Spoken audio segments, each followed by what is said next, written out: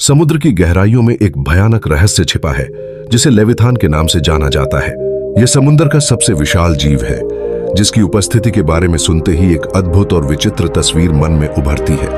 लेविथान का उल्लेख धार्मिक ग्रंथों से लेकर पुरानी मिथकीय कहानियों तक कई स्थलों पर देखने को मिलता है, जिससे यह स्पष्ट होता है कि मानव सभ्यता ने इसे किस हद तक डर और सम्मान के साथ देखा।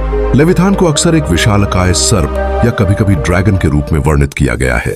इसका शरीर मोटे और कड़े स्केल्स से ढका हुआ है और इसके मुंह में तेज दांत दिखते हैं।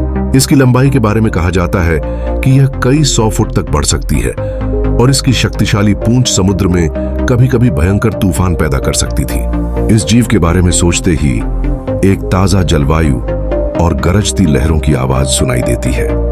लेविथान के बारे में कई प्राचीन धार्मिक ग्रंथों में वर्णित कथाएं हैं। बाइबल में इसे एक दैवीय जीव की तरह प्रस्तुत किया जाता है। यह माना जाता है कि केवल ईश्वर ही इसे काबू कर सकते थे। यहूदी मिथकों में इसे समुद्री दैत्य यम का साथी तक बताया गया है। इन किंवदंतियों के अनुसार लेविथान की शक्ति और आकार ने उसे एक अद्वितीय जीव बना दिया, जिसका डर समुद्र के यात्रियों में एक छाया की तरह फैला रहा। यदि मान लिया जाए कि लेविथान आज भी जीवित होता तो समुद्री यातायात और मछली पकड़ने की ये उद्योग पर भयंकर प्रभाव पड़ सकते थे। इसकी विशालता और ताकत जहाजों के लिए गंभीर खतरा होती।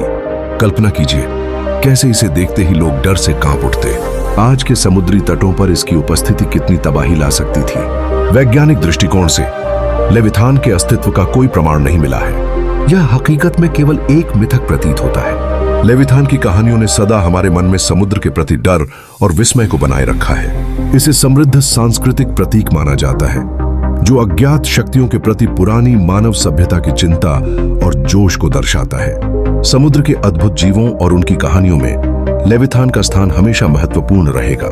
यह प्रश्न भी उठता है, क्या ऐसे जीव वाकई में कभी अस्तित्व में थे? आपके विचार अवश्य साझा करें और हमारे YouTube चैनल को सब्सक्राइब करें। धन्यवाद।